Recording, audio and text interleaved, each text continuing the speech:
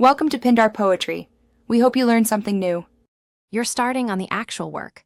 Open Blender and switch to shading so you can see nodes and the 3D view. Select the mesh you want to recolor and clear any unused materials so nothing conflicts. Create a new material in the Material Properties. This gives you a principled BSDF node by default. You do this because the Material node controls all visible color and surface response. Once created, you can immediately change base color and preview results in the viewport. Once the material exists, focus on the node setup. Click Base Color to pick a solid color or add an image texture node and connect it to base color for photographic detail.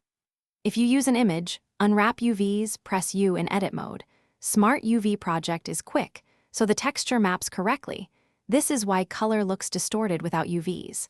For advanced control, use a mix shader or vertex color node to blend paints or mask areas. This gives you localized variations without extra textures.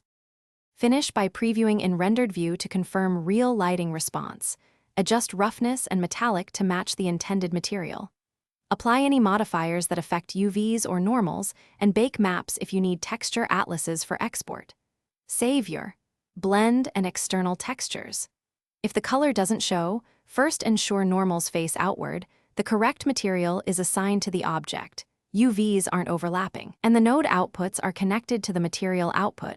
These checks fix most display issues. Thanks for watching. Consider subscribing if we helped you.